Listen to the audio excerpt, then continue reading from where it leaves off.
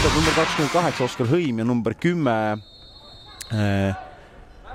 Martin Miller paremal äärel. Kalev siit 16 kasti joonele saab löögile sealt praegu.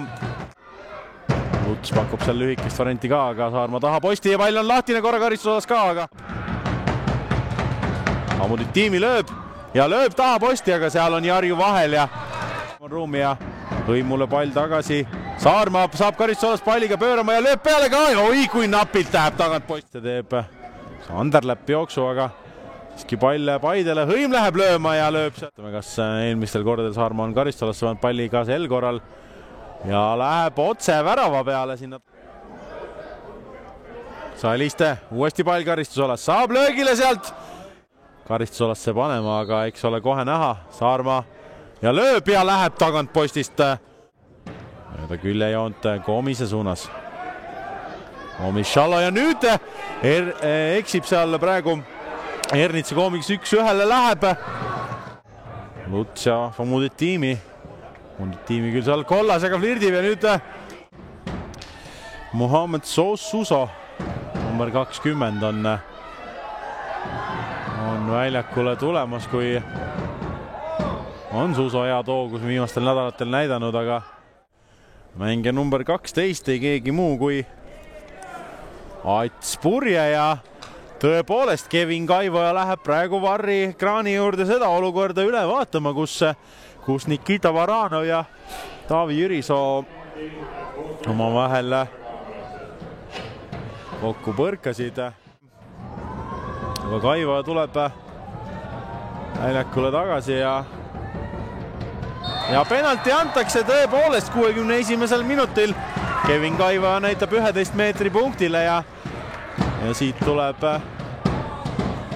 tõepoolest selline moment, kus ja nüüd näeme veel kord kordusest. Jürisoo võtab palli ära ja Baranov paneb talle seal kodaratesse ja Daniel Usta versus Prima Jarju. Usta läheb lööma, Usta lükkab selle palli kindlalt paremasse alla nurka ja Paide on jäänud kaotusseisu. JK Tallinna Kalev juhib 1-0.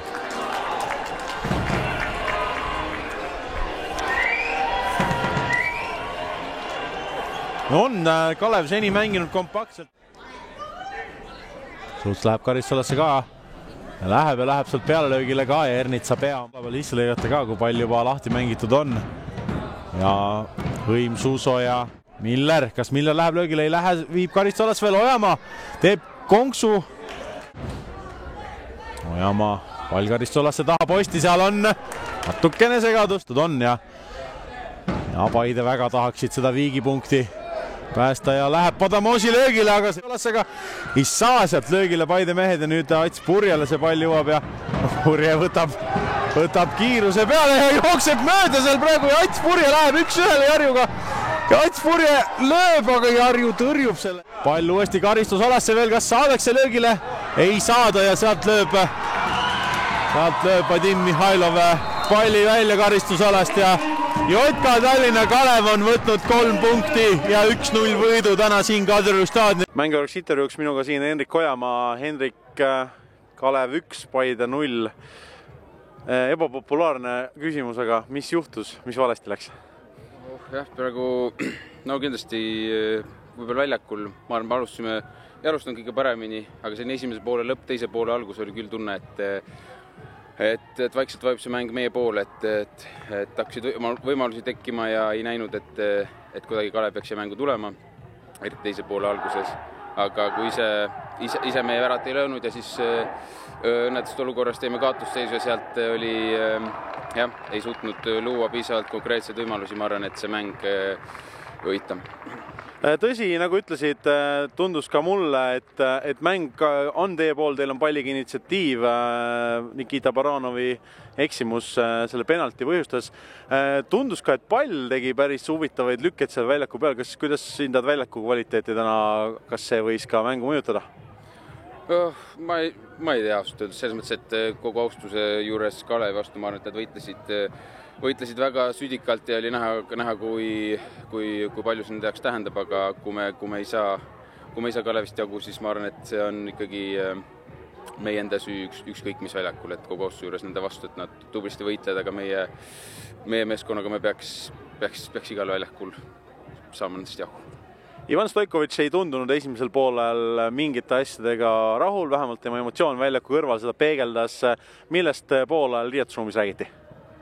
Ja ma arvan, et pigem, et see esimese poole esimene pool, sellega me ei olnud rahul, siis liigutasime palli liiga aeglaselt ja üritasime teha, võib-olla mängida rohkem niisugust söödumängu, kiiret söödumängu, nagu harjunud, see täna võib-olla ei olnud nii efektiivne, et mõtlesime, et lähme pigem pikemate pallidega äärde ja oleme sirgjoonelised.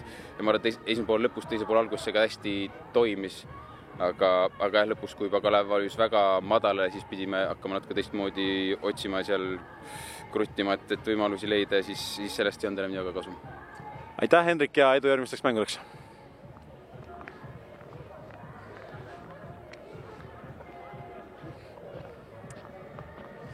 Minuga siin mängujärgs intervjuuks Daniel Usta. Daniel, Kalev 1, Paide 0. Räägi paari sõnaga mängust, võib vist rahul olla? Kindlasti võib olla rahul, et 3 punkti ja et suutsime hoida Paide 0 peal, et see on väga suur samm edasi, et eelmised 2 mängu lasime 15 väravat, et see on ikkagi väga palju, et 0 peal, et see on väga positiivne. Peatreeneri vahetus 2 mängu vahel, Teemu Tainio lahkus, Alo Päärengrupp võttis tema teatepulga üle. Mis ja kuidas on muutunud? Otseselt veel niimoodi muutunud ei ole midagi, et veel on vara, et alles ühe treenerid üksi on teinud, et eks näis, mis tulevik toob, et kuidas muutused on ja ei ole, et eks näis. Paide omas minu hinnangul palliga mängus ülekaalu, domineeris palliga mängu, aga liiga palju võimalusi ei suutnud tekitada. Millest räägiti poolajal riietusruumis teil? Kindlasti, et me oleme kaitses tugevad, hoiame kompaktsena, et see oligi lihtsalt see puhas töövõit, et kõik andsid endast rohkem kui 100%. Aitäh, Daniel, palju õnne! Mängujärgseks intervjuuks minuga Kalevi peatreener Alo Päärengrupp. Alo, 1 mäng, 1 võit, 3 punkti. Uus töökoht nii-öelda, sinu võtsid teatepulga Teemult üle. Kuidas viimane nädal mänguks ettevalmistumine läinud on? Kas muutsite midagi? Millised emotsioonid peale Teemu lahkumist? Kõigepealt jah, naudin seda, et esimene mäng, esimene võit. Loomulikult meeskond oli minu selja taga. Kõik on väga kiiresti juhtunud. Peale eelmist mängu tuli otsus teatavaks minu jaoks ja ega siin suuresti midagi muutust ei olnud võimalik 2 trenniga teha. Paar taktikalist nüanssi. Ma arvan, et täna panime paika lihtsalt struktuuri ja eks palju juhendamist, kavandamist kõrvalt, aga ma arvan, see oli täna hädavajalik, et lihtsalt panna mängijaid tegema seda, mis on lihtsalt vaja teha. Meeskond kannatas, toimetas, tegi seda. Teadsime, vähemalt ma arvasin, missugune mäng siin tuleb, et tuleb vastavalt selliselt mängida, et tulemust saada. Täna see meie jaoks õnnestus. Loomulikult Paide on tugev meeskond ja nende jaoks selles mõttes pettumus, aga ma olen mänginud aastaid juba underdog meeskondadega ja ma arvan, see, mis kõrva taha on tulnud ja see intuitsioon, tunnetus oli täna olemas ja mul on siiralt hea meel selle meeskonna üle, kes selle täna ellu viis. Ja. Ütlesid ka, et juhendasid, sest tundus, et on vaja juhendada, et nii-öelda mäng heas mõttes üle elada. Millest rääkisite poolajal riietusruumis, kui esimene poolaeg oli lõppenud? No koordineerisime natuke seda vastuvõtmist ja kuidas Paide täpselt mängib, mis ta tahab teha. Nendel on selge oma nägemus ja ma olen seda näinud varem, et kindlasti nende jaoks oli siin raske täna, sellepärast see kuiv väljak ilmselt ei soosinud neid ka, aga see ei ole mingi vabandus, tuleb mängida nii, et tulemust teha. Et ma arvan, täna meil see õnnestus ja mul on selle üle siiralt hea meel. Aitäh, Alo!